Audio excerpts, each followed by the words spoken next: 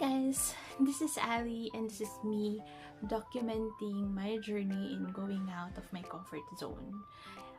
So, just a quick information about me. Shy type talaga ako ever since. I prefer bahay kesa crowded places.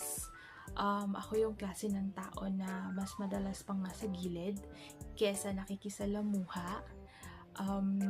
Hindi rin ako yung nag-i-initiate ng conversation most of the time kasi just a simple hello, in-overthink ko pa siya. Kaya I prefer not to talk. Kaya kung may gusto makipag-usap sa akin, I wait for them to approach me, ganyan. Or tanungin ako bago ako magsalita. Pero lately, na-realize ko na ayoko naman habang buhay makulong sa comfort zone ko, sa maliit kong box. Kaya this is me deciding na I'll do something for myself this time.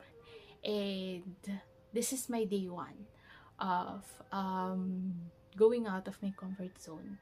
I already tried so many times documenting myself, filming myself talking, sharing things, pero unfortunately hindi ko siya napanindigan. Kaya ito, I'm starting all over again, giving it another try, and wala namang mawawala, diba? So just keep on trying, and hanggang slowly, hindi mo napapansin, nagpo-progress na.